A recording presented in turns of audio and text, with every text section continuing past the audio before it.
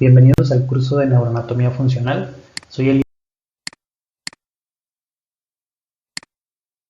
Eliezer Villanueva Castro. Actualmente estoy realizando la residencia de neurocirugía en el Instituto Nacional de Neurología y Neurocirugía Manuel Velasco Suárez. El tema que me tocó impartir para ustedes es el primer tema, es un tema introductorio, el cual lo titulamos Revisión macroscópica del sistema nervioso. Los objetivos para esta plática va a ser explicar la organización de las principales estructuras que conforman el sistema nervioso, así como obtener una apreciación tridimensional de todas las estructuras que conforman el sistema nervioso tanto central como periférico y darle una aplicación clínica. Embriológicamente, el sistema nervioso central lo vamos a constituir a los 28 días en 3 vesículas que les vamos a llamar vesículas primarias. Estas 3 vesículas, la primera es denominada prosencéfalo, que es la que tenemos señalada aquí de color amarillo.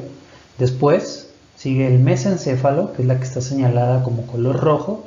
Y por último tenemos al rombencéfalo, que está señalada con color verde. Entonces estas van a ser las 3 vesículas primarias que se van a encontrar a los 28 días de la formación del sistema nervioso central. Justo a las 5 semanas, el sistema nervioso central va a pasar de tener 3 vesículas a 5 vesículas, más o menos a este tiempo. Entonces, del mesencéfalo, como lo puse como primero en este caso, no es el orden que lleva, pero lo pongo así porque el mesencéfalo siempre va a ser mesencéfalo, desde vesícula primaria, después vesícula secundaria, hasta el final en la estructura general del sistema nervioso central.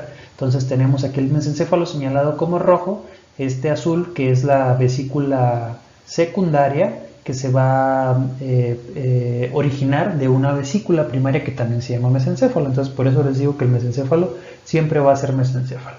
Entonces el que tenemos señalado ahorita como amarillo es el telencéfalo, que ya sería una vesícula secundaria también. De ahí le sigue el diencéfalo. Entonces, estas 2 vesículas secundarias vienen de una vesícula primaria que es el prosencéfalo. Y hacia más caudal, hacia más distal, vamos a tener el metencéfalo, que es una vesícula secundaria, y el mielencéfalo. El metencéfalo está señalado como el color azul y el mielencéfalo como color verde.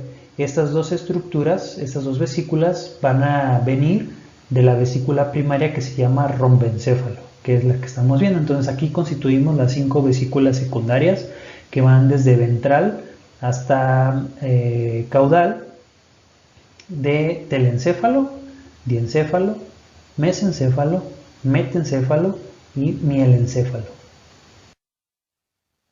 Esas estructuras al final, las vesículas secundarias, nos van a llegar a formar lo que va a constituir en general el sistema nervioso central.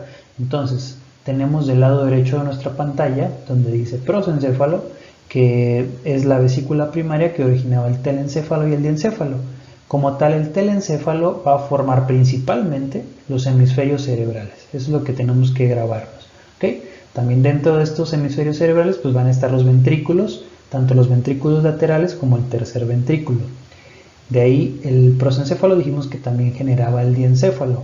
El diencéfalo, principalmente las estructuras principales que vamos a encontrar aquí son el tálamo y el hipotálamo, ¿okay? De ahí pasamos a la vesícula primaria, que es el mesencéfalo, que también se llama vesícula secundaria, que genera mesencéfalo, que al final dijimos que va a terminar como mesencéfalo. Parece un enredo ahí, pero desde su vesícula primaria hasta lo que va a constituir en el tronco cerebral sería el mesencéfalo.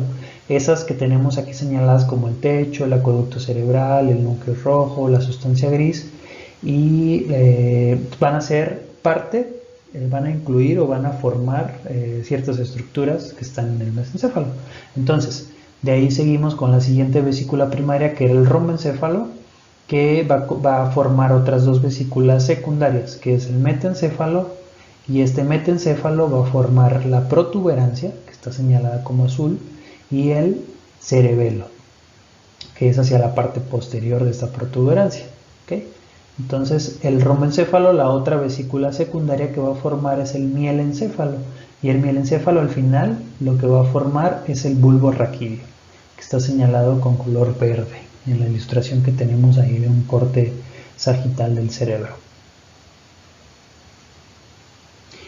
Esta flechita que estamos aquí poniendo, esta línea que estamos aquí señalando como línea roja, es justo una unión que quiero que se quede muy grabado desde ahorita, que se quede, pues que se la aprendan desde ese momento porque la vamos a ocupar más adelante. Esta línea nos marca justo la unión diencéfalo-mesencefálica, donde se está uniendo el diencéfalo, el mesencéfalo. Tiene una aplicación, orientación clínica y una orientación en cuanto a las estructuras, que vamos a ver más adelante.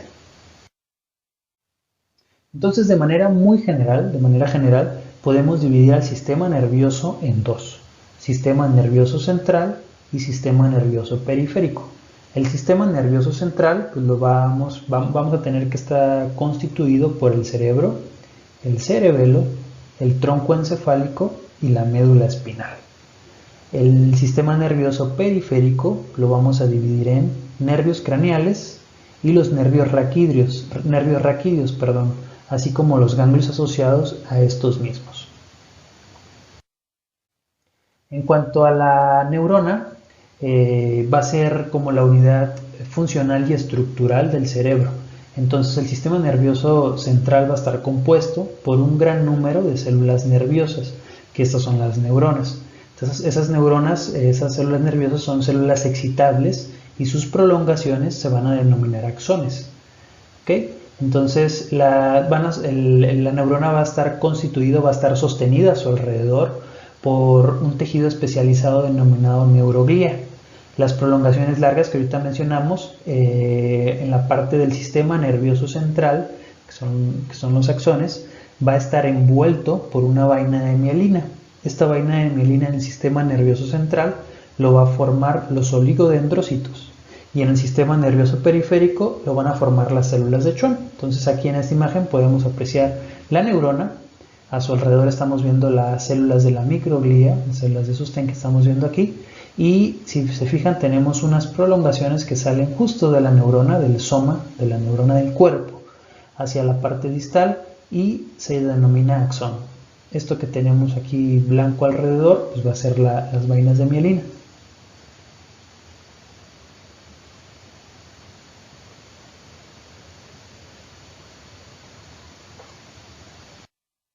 Perdón, no quería avanzar la diapositiva anterior. Entonces aquí tenemos a la neurona, el cual en la parte que estamos aquí señalando es el cuerpo celular o también llamado soma.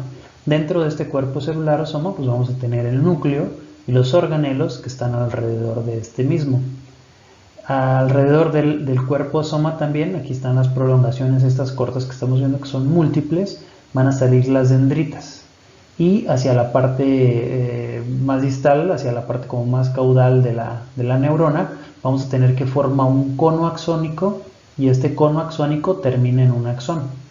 Este axón es el que mencionábamos, que en el sistema nervioso central va a estar envuelto por vainas de mielina que los forman los oligodendrocitos, y en la periferia las células de Schwann.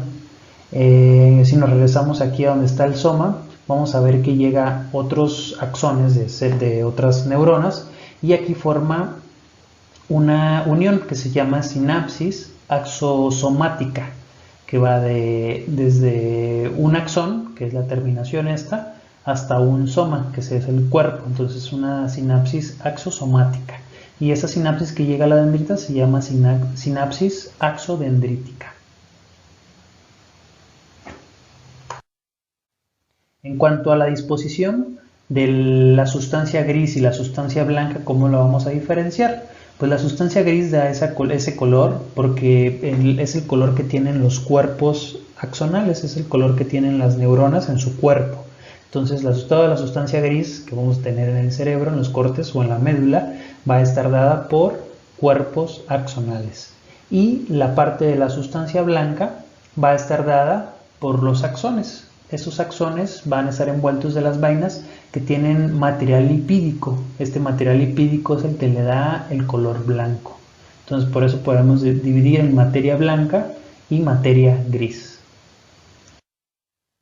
El sistema nervioso central como ahorita mencionamos, está dispuesto en esos dos colores, en sustancia blanca y en sustancia gris. Entonces, si estamos viendo este corte, es un corte axial del cerebro y podemos apreciar que en la parte más externa de él vamos a ver la sustancia gris.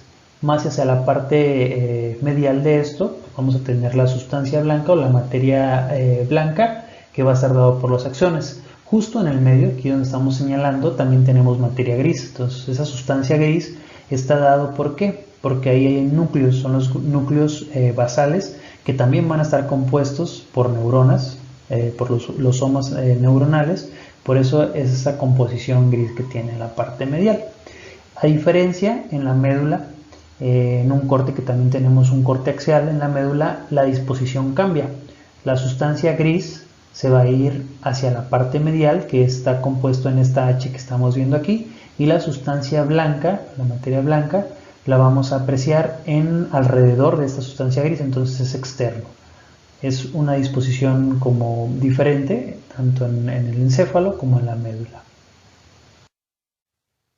Si nos vamos a hablar ya un poquito más del sistema nervioso central y nos basamos principalmente en el cráneo, en el encéfalo, entonces vamos a observar cómo tenemos estas capas. Entonces el encéfalo, el cráneo, el cerebro, perdón, va a estar envuelto por tres capas meningias.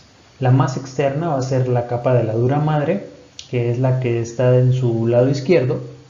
De ahí, de la capa de la dura madre, le va a seguir la capa de la aracnoides. Después del aracnoides vamos a tener un espacio que se llama espacio subaracnoideo. Justo en ese espacio subaracnoideo va a correr o va a pasar el líquido cefalorraquídeo. Este líquido cefalorraquídeo, que se produce principalmente en los plexos coroideos de los ventrículos laterales, principalmente, y en el cuarto ventrículo, se genera ahí el líquido cefalorraquídeo. Entonces va a tener una circulación muy específica dentro de los ventrículos laterales, hacia el tercer ventrículo, después hacia el cuarto ventrículo, en ese espacio subaracnoideo. Después de la capa del espacio subaracnoideo sigue la pía madre, que la pía madre es en este corte del encéfalo del lado derecho, donde parece que ya está libre el encéfalo, solamente se ven los vasos, pero sobre este encéfalo hay una capita muy delgadita que se llama pía madre. Entonces tenemos dura madre, aracnoides y pía madre, que son las tres capas meningias. Para el estudio del sistema nervioso central vamos a tener cortes, que en este caso el primero que estamos aquí señalando es el corte axial. Entonces el corte axial, tenemos en la parte media un espécimen humano en el cual el corte axial nos va a dividir a una parte superior y una parte inferior. Entonces justo tenemos el mismo corte en un estudio de imagen del lado derecho, en el cual estamos observando las mismas estructuras, pero en una resonancia magnética. Entonces este corte en el que nos divide en una parte superior y una parte inferior es el corte axial. El corte coronal, nos va a dividir al encéfalo, nos va a dividir a lo que estamos estudiando en este momento, que es el encéfalo, a una parte anterior y una parte posterior. Entonces nos divide en anterior y posterior el corte coronal. Y después, por último, tenemos el corte sagital. El corte sagital nos va a dividir al encéfalo, en este caso, en una mitad derecha y en una mitad izquierda. Así tenemos la misma imagen en el espécimen humano y en la resonancia magnética que estamos observando, las mismas estructuras. En cuanto a la disposición, esto es un poquito más complejo, aquí sí hay que prestar un poquito más de atención. Vamos a tener este corte. Entonces, ¿qué corte es? Ya vimos en la parte anterior, es un corte sagital de un espécimen humano y vamos a tener una disposición diferente. Ahorita recuerdan en las diapositivas anteriores que vimos la unión diencéfalo-mesencefálica, que dijimos que iba a ser un punto importante que teníamos que grabarnos. Entonces aquí está la aplicación que le vamos a dar. Entonces, por arriba de la unión diencéfalo-mesencefálica va a ser una disposición diferente a la que vamos a tener por abajo de la unión diencéfalo-mesencefálica en cuanto a nuestra referencia. Si nosotros vamos a decir anterior, posterior, superior, inferior, va a cambiar. Entonces, nosotros estamos acostumbrados a decir esto, que en anatomía decimos hacia anterior, hacia posterior, hacia superior, inferior, entonces lo vamos a cambiar en este momento. Si estamos hablando del sistema nervioso central, lo que era anterior lo vamos a mencionar como rostral en el cerebro, ¿okay? Lo que teníamos como grabado nosotros en nuestra estructura de la anatomía humana, vamos a cambiarlo hacia rostral, ¿okay? ¿Cómo lo podemos explicar? Si se fijan, aquí tenemos un reptil. Si tenemos la disposición arriba de la unión diencéfalo-mesencefálica, vamos a tener esta posición del reptil. Entonces, hacia adelante es rostral, ¿okay? Y ahí está el reptil, hacia la cara del reptil, ¿okay? Hacia arriba o hacia superior va a ser dorsal, que es el dorso del reptil, ¿okay?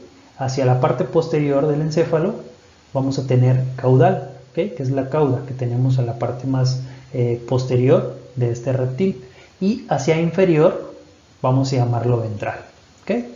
Entonces, si este lo regresamos, entonces sería rostral, caudal, dorsal y ventral, ¿okay? Muy bien, diferente a lo que vamos a tener debajo de la unión diencéfalo-mesencefálica. Si nos vamos a la imagen de la derecha, podemos observar el reptil que va a cambiar en su disposición. Hay giro 90 grados, ¿ok? Tenemos el reptil que estaba descansando sobre su vientre y lo ponemos en una disposición, giramos 90 grados en el sentido horárico de las 9 hacia las 12, por ejemplo, ¿ok? Y el reptil queda en una porción vertical. ¿Okay? Entonces, al tener este reptil en porción vertical, ya cambia totalmente las estructuras. Entonces, debajo de la unión diencéfalo-mesencefálica, el reptil gira 90 grados, que es justo en esta unión, y lo vamos a mencionar de diferente manera. Entonces, lo que está hacia arriba, superior, va a ser rostral. Lo que está hacia inferior va a ser caudal. Lo que está hacia anterior va a ser ventral. Y lo que está hacia posterior va a ser dorsal, ¿ok? Entonces esa es la disposición que cambia en este unión diencéfalo-mesencefálica. Vamos a ver algunos ejemplos para entenderlo un poquito mejor. En esta diapositiva observamos en la parte inferior del reptil, que tenemos la posición que vamos a estar utilizando arriba de la unión diencéfalo-mesencefálica. Entonces nos vamos a la parte del espécimen humano, tenemos un cerebro, un encéfalo, el cual está señalado el lóbulo frontal. El lóbulo frontal, en general, ¿hacia qué parte podemos hacer el énfasis que está? Hacia rostral. Entonces, nos vamos a la siguiente. Tenemos un corte ahora sagital. En el corte sagital estamos observando el lóbulo paracentral. El lóbulo paracentral, en referencia general, ¿en qué parte lo podemos localizar? En la parte dorsal. Entonces tiene un sentido dorsal. El lóbulo frontal tenía un sentido ventral. El lóbulo paracentral tiene una disposición dorsal. El lóbulo temporal, entonces, ¿qué sentido va a tener en esta posición? Va a tener una disposición ventral. Va hacia la parte inferior, entonces se llama, tiene una disposición ventral. Y caudal al lóbulo temporal que vamos a encontrar. Pues vamos a encontrar el lóbulo occipital, que lo vamos a dividir, porque está en un corte sagital, en el giro lingual y en la cuña, que esos van a estar divididos en la parte media justo por el surco calcarino. Entonces mencionamos que el lóbulo temporal de manera general tiene una disposición ventral y caudal al lóbulo temporal, pues vamos a encontrar el lóbulo occipital, que son estas dos estructuras que las están dividiendo por el corte sagital que tiene, que es el giro lingual y la cuña. En cuanto a la unión diencéfalo-mesencefálica, en la parte inferior dijimos que cambia la disposición. Entonces ya va a cambiar lo que antes era rostral, ahora va a ser ventral. Entonces hacemos el giro de 90 grados hacia en el sentido horárico, quedamos el rostro que antes estaba en las 9, queda en las 12. ¿Okay? Entonces vamos a mencionarlo así de esta manera. Aquí tenemos nuestro reptil, lo movemos un poquito y señalamos justo la unión diencéfalo-mesencefálica. Tenemos el puente, ese es el tronco encefálico. De aquí de la unión diencéfalo-mesencefálica hacia abajo vamos a tener el tronco encefálico y el cerebelo. Entonces, del puente hacia rostral, ¿qué vamos a encontrar? Vamos a encontrar el mesencéfalo. Del puente hacia caudal, ¿qué vamos a encontrar? El bulbo raquídeo. Entonces esa es la disposición que tenemos. Entonces de rostral a caudal en el tronco encefálico, que es debajo de la unión diencéfalo-mesencefálica, vamos a tener mesencéfalo, puente y bulbo.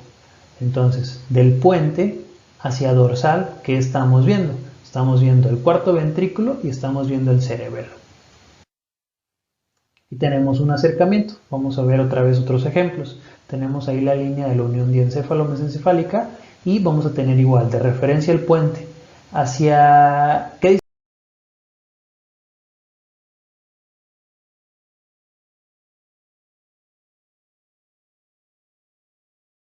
El cuarto ventrículo, ¿qué disposición tiene respecto al puente? Y en este espécimen humano tenemos aquí el tronco encefálico, lo estamos viendo en una vista ventral. Esta es una cara ventral del tronco encefálico en el cual estamos observando el puente y hacia caudal del puente vamos a tener el bulbo. Continuando con el sistema nervioso central, vamos a hablar de la médula espinal. La médula espinal va a estar va a estar dentro del canal vertebral. Entonces esa va a ser su disposición.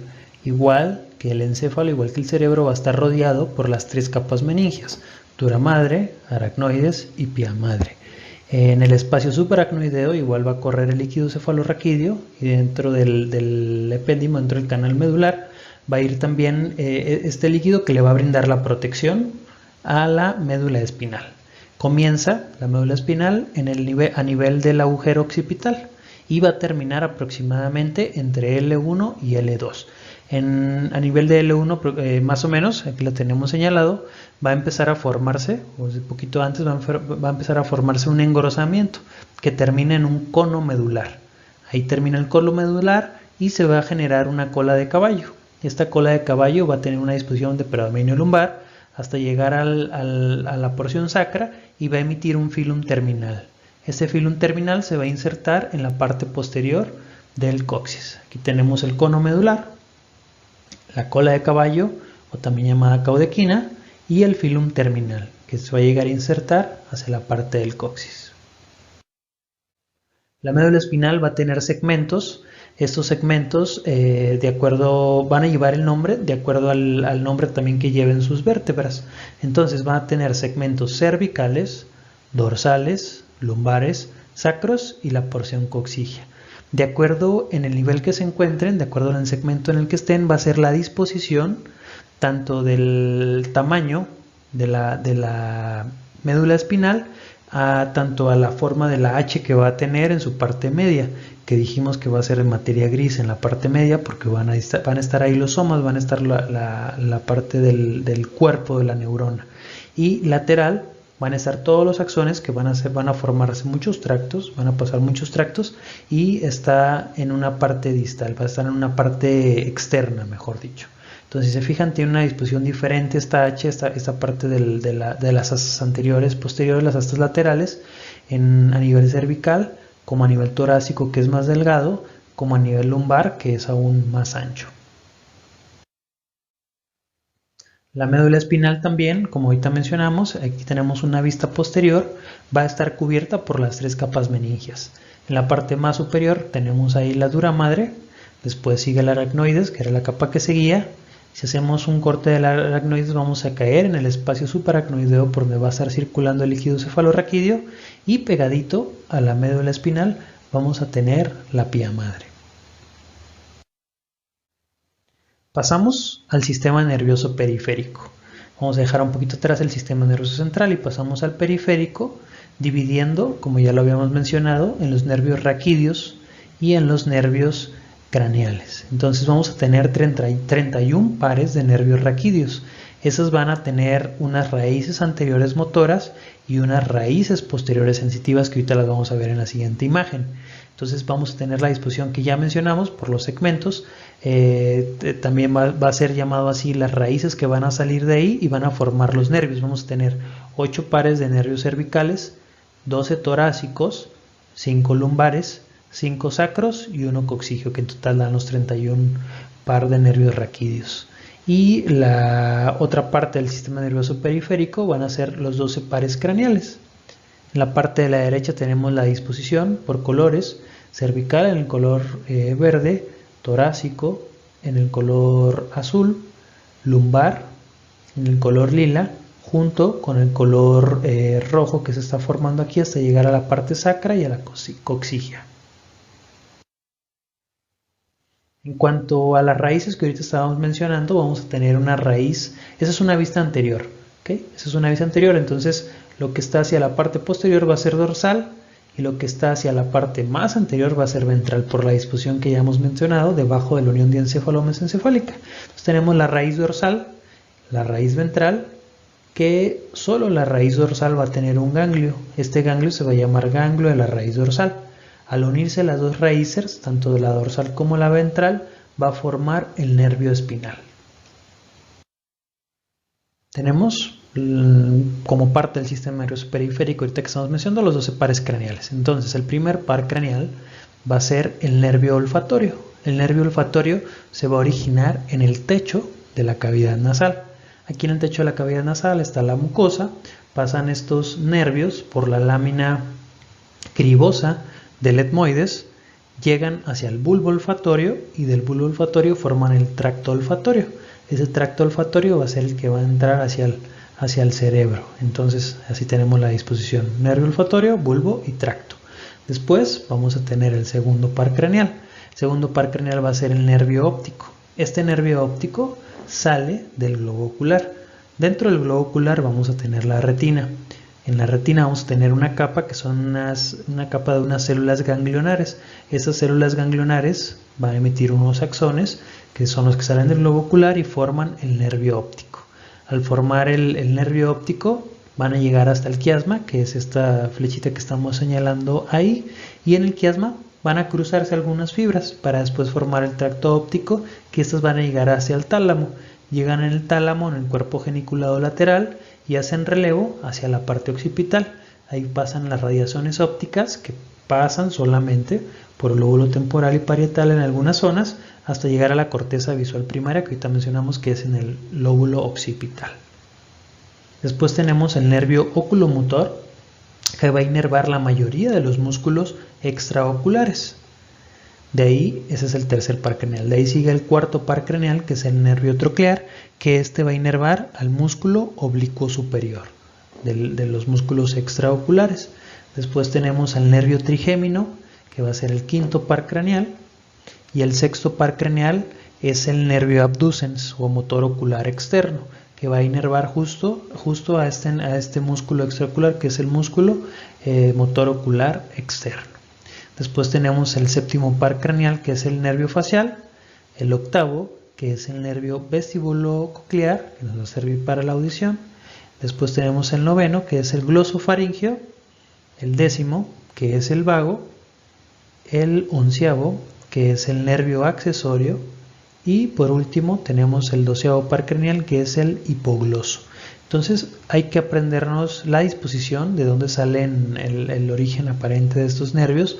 ¿Por qué? Porque va a tener una relevancia clínica. Entonces, fíjense, tenemos el tronco cerebral, que lo vamos a dividir en mesencéfalo, en puente y en el bulbo. ¿Ok? Entonces tenemos 12 pares craneales, los vamos a dividir en 4, 4 y 4. Apréndanse como que el mesencéfalo emite 4, el puente 4 y el bulbo 4, pero vamos a borrar el primero. El mesencéfalo, como ahorita lo mencionamos, los primeros dos no llegan directamente al mesencéfalo, que es el nervio olfatorio y el nervio óptico. Esos los descartamos, esos llegan directamente, tienen su propia vía para llegar hacia el cerebro. Entonces nos quedamos con el tercero y el cuarto. Del mesencéfalo solo salen el tercer par craneal y el cuarto. Del puente salen los otros 4 restantes, que siguen, sería el nervio trigémino, sería 5, 6, 7 y 8. Y del bulbo saldría 9, 10, 11 y 12. Entonces tenemos esa disposición, 2, 4, 4 al final. Y como parte del sistema nervioso tenemos como una disposición extra, como una clasificación, que lo podemos mencionar como funcional, que va a ser el sistema nervioso autónomo. El sistema nervioso autónomo pues, forma parte del sistema nervioso está implicado en la inervación de las estructuras involuntarias, todas aquellas que se mueven sin una orden que nosotros les estemos dando. Por ejemplo, el corazón, que tiene su propio latido, el músculo liso y las glándulas. El músculo liso, por ejemplo, del intestino, que está haciendo su peristalsis propia, y cualquier glándula que tiene su secreción propia también, sin que nosotros demos ese estímulo. Entonces, este sistema nervioso pues es un sistema involuntario y va a responder principalmente por estímulos nerviosos de la médula espinal, del tallo cerebral o del hipotálamo. También algunas porciones de la corteza cerebral, como la corteza límbica, va a dar ciertos impulsos para que se puedan llegar a producir estas funciones. Pueden transmitir impulsos también hacia los centros inferiores y así como influir en el control autonómico de todo el cuerpo. Por eso va a tener una función de un mantenimiento, o sea, la homeostasis del cuerpo va a ser dada por el sistema nervioso autónomo. Lo vamos a subdividir en el sistema nervioso simpático, el sistema nervioso parasimpático y el sistema nervioso entérico, que lo vamos a ver en la siguiente diapositiva. En esta diapositiva apreciamos la subdivisión que ahorita mencionábamos, el sistema nervioso simpático, el parasimpático y el entérico. Entonces el sistema nervioso simpático va a tener una disposición toracolumbar. Sus ganglios, es una manera de diferenciarlo del parasimpático, van a estar alejados del órgano efector. El uso de neurotransmisor de este sistema nervioso simpático principalmente va a ser por la noradrenalina y van a constituirse una cadena de ganglios paravertebrales que van a estar situados a ambos lados de la columna vertebral, que van a formar el llamado tronco simpático, así como los ganglios prevertebrales y los ganglios preaórticos, que van a estar esos adosados a la cara anterior de la aorta. El sistema nervioso parasimpático, el simpático, antes de pasar al parasimpático, va a ser el encargado de la función de lucha-huida. ¿Por qué? Porque como tenemos la adrenalina que va a liberar principalmente, va a preparar a nuestro organismo en dado caso de que estemos presentando algún riesgo. ¿Okay? El sistema nervioso parasimpático pues va a tener una disposición que va a ser una disposición cráneo-sacra. Estos van a estar los ganglios, que ahorita mencionamos que era diferente en el simpático, dijimos que iban a estar alejados del órgano efector, a diferencia del parasimpático, los ganglios van a estar muy cercanos al órgano efector. Si se fijan los ganglios aquí,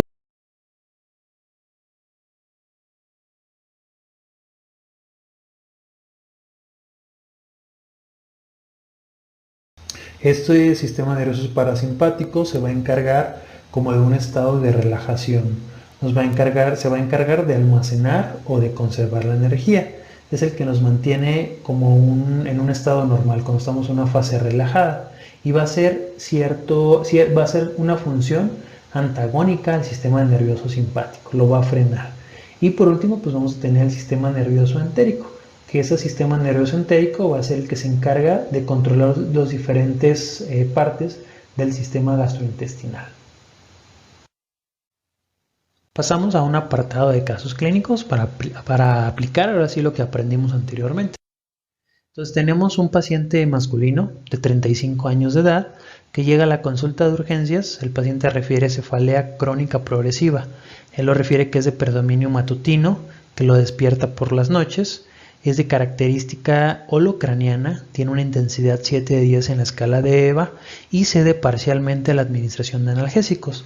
Hace una semana se agrega incontinencia urinaria y el día de ayer el paciente presentó una alteración en el estado de despierto. También presentó una convulsión generalizada tónico-clónica que el familiar refiere que duró 2 minutos aproximadamente y tuvo un periodo posictal de 30 minutos. Entonces, ¿cuál es el estudio de imagen que vamos a solicitar?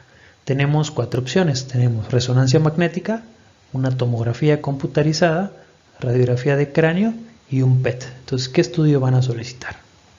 El estudio que vamos a solicitar de entrada es una tomografía computarizada. Pues esta pregunta va a ser un poquito causa controversia.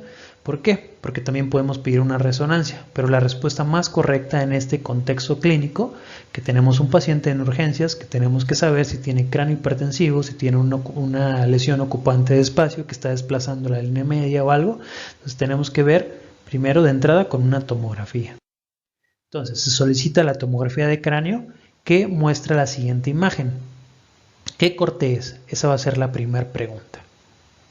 Pues es un corte sagital, nos divide al cráneo, nos divide al hemisferio en un hemisferio derecho y un hemisferio izquierdo. Entonces, ¿qué disposición? Siguiente pregunta. ¿Qué disposición tiene la lesión respecto al lóbulo frontal? Pues tenemos el lóbulo frontal en esta posición. Aquí tenemos la lesión y entonces va a ser caudal. ¿Ok? La disposición que tiene la lesión respecto al lóbulo frontal es caudal. Está posterior al lóbulo frontal. Aquí tenemos nuevamente esta referencia que como tal el lóbulo frontal es rostral, pero la lesión la tenemos hacia caudal de este lóbulo. Siguiente caso clínico. Tenemos una paciente femenina de 40 años de edad. Acude a la consulta externa por referir pérdida de la audición de 3 años de evolución del lado derecho. Desde hace un mes refiere incapacidad para la sonrisa de manera completa. Ella la refiere que no puede reír bien del lado derecho. Tiene derrame de líquidos al comer y no puede ocluir completamente su ojo derecho. Tenemos la primera pregunta del caso clínico anterior. Entonces, solo por clínica, ¿a qué nivel vamos a encontrar esta lesión? Volvemos a recapitular el caso clínico anterior. Tenemos aquí la imagen de la cara de la paciente. Entonces, tenemos que de la hemicara derecha, la paciente tiene un séptimo par craneal, tiene una parálisis facial. Hay que ver si es una parálisis facial central o periférica. Si tenemos una parálisis central, facial central, la paciente tuviera respetada la parte de la región frontal, pudiera levantar totalmente sus cejitas y se pudieran arrugar completamente la región central. ¿Por qué? La parte frontal, perdón. ¿Por qué? Porque en la parte donde se origina el núcleo del séptimo par craneal va a tener una inervación bilateral. Entonces, al tener una inervación bilateral, llega hacia las dos partes de la región frontal, las dos hemicaras. Entonces, si fuera central la afección, estuviera respetada la región frontal. Como en este caso no está respetada, pensamos que es periférica. Nos vamos rápido. Entonces, no tiene arruga en la parte de la región frontal. Su ojito derecho no se alcanza a ver también aquí, pero está un poquito más abierto, no lo puede cerrar adecuadamente. Está borrado el surco nasogeniano y tiene una depresión de la comisura labial del lado derecho. Entonces tenemos un séptimo par craneal, tenemos una parálisis facial periférica y aparte la paciente ahorita mencionamos que tiene una hipoacusia sensorial. Entonces tiene una hipoacusia, tiene un séptimo y tiene un octavo. ¿En dónde encontramos estos dos nervios? ¿De dónde salen? Del puente. Entonces, si ustedes recuerdan, en las diapositivas previas mencionábamos que en mesencéfalo concluíamos que salía el tercero y el cuarto. Del puente salía 5, 6, 7 y 8. Y del bulbo salía 9, 10, 11 y 12. Quedaría 2, 4 y 4. Mesencéfalo, puente y bulbo. Entonces ahí podemos localizar solo por clínica donde tenemos la lesión sin necesidad de pedir una imagen. Pero ahora sí tenemos que diagnosticar qué es lo que está ocupando espacio que nos está dañando estos dos pares craneales. Pedimos una resonancia magnética en el cual encontramos la siguiente imagen. Aquí tenemos un corte axial de entrada. ¿Qué corte es? Es un corte axial en el cual estamos observando que es una resonancia magnética. ¿Dónde encontramos esa lesión? Podemos ver que la lesión está justo, bueno, vamos a pasar a la siguiente imagen, creo que tengo la siguiente. Sí. Respecto al cerebelo, vamos a seguir respecto al cerebelo, ¿qué disposición tiene la lesión? Tenemos el cerebelo, en esta parte, ¿qué disposición va a tener la lesión? Pues tiene una disposición ventral al cerebelo, está hacia la parte de adelante. ¿Okay? Es debajo de la unión diencéfalo-mesencefálica, si recuerdan, entonces sería ventral. Entonces tenemos una lesión que es ocupante de espacio, que está justo en el ángulo pontocerebeloso, estamos a nivel del puente, eso que tenemos aquí es el puente, entonces estamos en el ángulo pontocerebeloso, donde está el pedúnculo cerebeloso, y si se fijan está saliendo como si estuviera saliendo justo ahí del conducto auditivo. Entonces está saliendo ahí del conducto auditivo y está desplazando muy poco, está tocando aquí el puente y lo desplaza muy levemente. No lo desplaza, sino que lo comprime, mejor dicho. Entonces está justo en la cisterna pontocerebelosa. ¿Qué podemos pensar de ese tumor? Ese tumor probablemente, casi 100% seguro, es un schwannoma, por la localización que tiene, por la afección de los pares craneales que ocasionó y por la imagen que estamos observando. Aquí tenemos hacia el lado derecho, vamos a tener las disposiciones para volver a explicar por qué es de ese lado. Tenemos a nuestro reptil, que como tiene una localización debajo de la unión diencéfalo-mesencefálica, pues vamos a tener que es rostral hacia la parte de arriba y caudal hacia la parte de abajo. Entonces, para imaginarnos tridimensionalmente esto, tenemos que pasar ese corte axial hacia el corte sagital y ver que delante del cerebelo, o sea, hacia ventral, es donde se encuentra la lesión. Entonces, por eso es ventral. Tenemos el último caso clínico.